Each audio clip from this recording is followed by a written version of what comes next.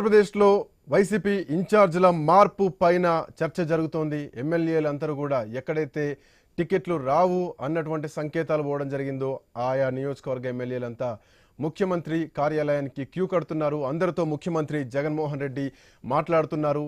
నచ్చజెప్పే ప్రయత్నం చేస్తున్నారా, పార్టీలో ఉంచే ప్రయత్నం చేస్తున్నారా, టికెట్ దక్కకపోతే ఆ నాయకులు తీసుకునేటువంటి నిర్ణయం ఎట్లా ఉండబోతోంది? ఇప్పటికే తెలుగుదేశం పార్టీ నాయకులు మాట్లాడుతున్నారు. చాలా మంది ఎమ్మెల్యేలు తెలుగుదేశం పార్టీ అధిష్టానానికి టచ్లో ఉన్నారంటూ కూడా మాట్లాడుతున్నటువంటి పరిస్థితి. కొంతమంది 30 మంది ఎమ్మెల్యేలు అంటున్నారు, కొంతమంది 75 మంది ఎమ్మెల్యేలు అంటున్నారు. ఎంతమంది వైసీపీ ఇన్ఛార్జీల మార్పు జరగబోతోంది, ఎంతమంది ప్రభుత్వం మీద అలక ఉంది, వై నాట్ 175 అన్న నినాదం ఎన్నికల్లో ఎట్లా ఉండబోతోంది? ఇటు తెలంగాణలో జరిగిన ఎన్నికలే కానీ, తెలంగాణ రిజల్టే కానీ, ఇక్కడ అభ్యర్థుల మార్పు అనేది ఆనాడు అధికారం ఉన్నటువంటి బీఆర్ఎస్ పార్టీకి ఎట్లాంటి రిజల్ట్ వచ్చిందో తెలుసు. అట్లాంటి రిజల్ట్ ఈసారి ఆంధ్రప్రదేశ్లో కూడా రాకూడదన్నటువంటి వ్యూహంలో భాగమే ఈరోజు ఈ ఎమ్మెల్యేల అభ్యర్థుల మార్పు అనుకోవాలా? ఒకవేళ అదే మార్పు జరిగితే గనక ఎమ్మెల్యేల నెక్స్ట్ స్టెప్ ఎట్లా ఉండబోతోంది? తెలుగుదేశం పార్టీ రెడీగా ఉందా? ఇవన్నీ కూడా ప్రస్తుతానికి చర్చనీయాంశంగా మారుతున్నాయి. అనుష గారు, ఒక పాయింట్ ఏంటంటే, అచ్చెన్నాయుడు గారు అన్నారు ఒక మాట, వైసీపీ ప్రభుత్వం వెంటిలేటర్ పైన ఉంది, దాంట్లో అందుకే ఈ మార్పులు చేర్పులు చేస్తున్నారు అంటూ మాట్లాడుతూ, అంటే చెల్లని రూపాయి ఎక్కడైనా చెల్లదు. అది వైసీపీలో చెల్లనప్పుడు తెలుగుదేశం పార్టీలో చెల్లదు, జనసేనలో చెల్లదు, అంటే ఇండిపెండెంట్గా పోయినా చెల్లదు. బట్ అవినీతి మరకతో బయటకు వస్తారా, లేదంటే అభ్యర్థుల మీద ఖచ్చితంగా అవినీతి ఉండి ఎక్కడైతే గెలుపు అవకాశాలు లేవో అక్కడే అభ్యర్థుల మార్పు అనేది ఖచ్చితంగా జరుగుతూ ఉంటుంది. బట్ ఇట్లా నేపథ్యంలో ఈ ఎమ్మెల్యేలు మీతో టచ్లో ఉన్నారు అన్నటువంటి మాట వినిపిస్తోంది. వాళ్ళు ఇక్కడ చెల్లుతారా అన్నదే ప్రధానమైనటువంటి ప్రశ్న. సార్, వాళ్ళు ఎక్కడ చెల్లుతారా, ఎంతమందిని పార్టీలోకి తీసుకుంటారు అనేది సెకండరీ. నేను ఏం చెప్తున్నా అంటే, ఇక్కడ మెజారిటీ ఆఫ్ ఫస్ట్ టర్మ్ అధికారం చేపట్టిన పార్టీ వైఎస్ఆర్సీపీ. ఇది ఫస్ట్ టైం జరిగింది. ఒక పార్టీ ఎప్పుడైనా ఒక లీడర్ ఎస్టాబ్లిష్ అవ్వాలి అంటే ఒక 30-40 ఏళ్ల వరకు ఒక పునాదిని ఏర్పరచుకుంటారు జనరల్ గా.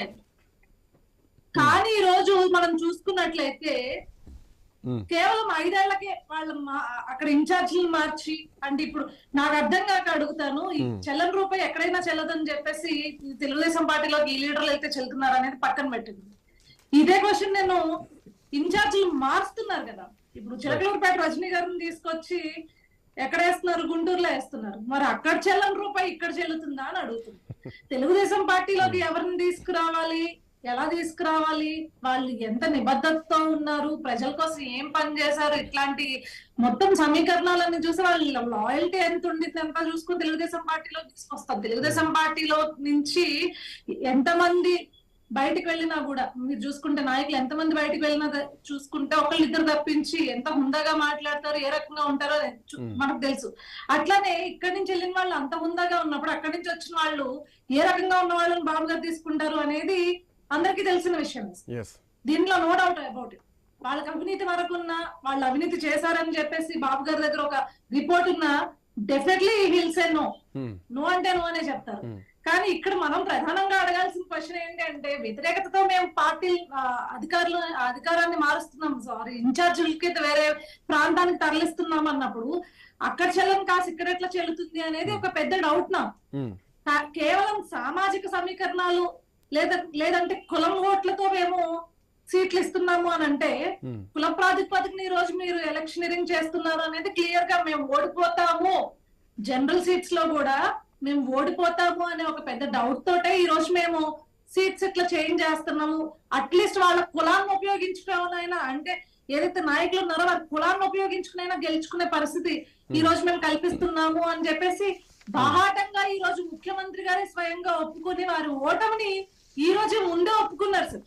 బాబు గారు చెప్పినట్లు ఎలక్షనీరింగ్ వరకు కూడా సర్వేలు ఏవైతున్నాయో ఆ సర్వేలు ఓటమిని చూపించాయి కాబట్టి సో గెలుపు కోసం చేస్తున్నటువంటి ప్రయత్నాలు అనుకోవచ్చు అంటారు మీ మాటల్లో?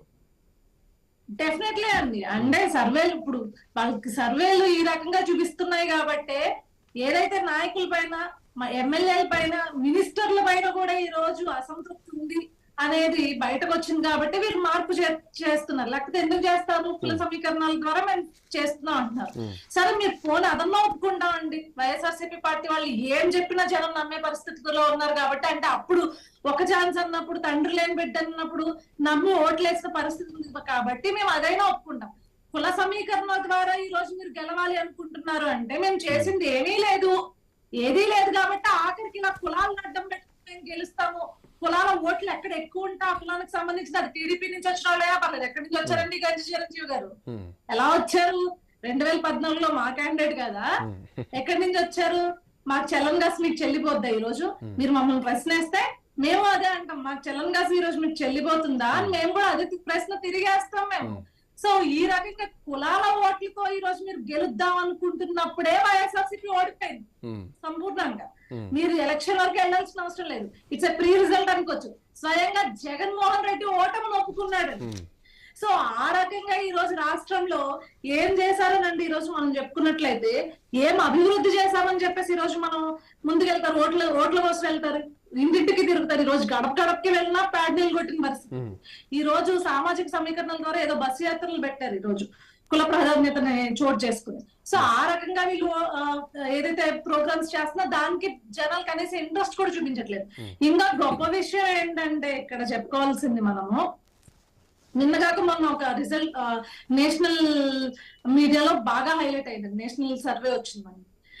అన్ఎంప్లాయ్మెంట్ రేషియో, అబ్బో నేను ఎంప్లాయ్మెంట్ తగ్గిచ్చేసాను, వాలంటీర్లు ఇచ్చేసాను, సచివాలయం వాళ్ళని ఇచ్చేసాను, తగ్గిచ్చేసాను, అసలు ఆల్మోస్ట్ మొత్తం అందరూ ఎంప్లాయ్మెంట్ లో ఎక్కువ డబ్బులు సంపాదించేసుకున్నారు, బోల్డెన్ జీతాలు వచ్చేస్తున్నాయి అని చెప్పేసి మాట్లాడితే ఒకటప్పుడు ఊదర కొడతారు కదా సరే వైఎస్ఆర్సీపీ వాళ్ళు పార్టీ వాళ్ళు. ఈ రోజు అన్ఎంప్లాయ్మెంట్ లో టాప్ మోస్ట్ అన్ని రాష్ట్రాల్లో కన్నా ముందుంటుంది మనదే ఒక సర్వే ప్రకారం. సో దీనికి ఏం ఆన్సర్ చేస్తారు వీళ్ళు? వీటికి ఏది ఆన్సర్ చేయరు కానీ ఏదన్నా మాట్లాడు.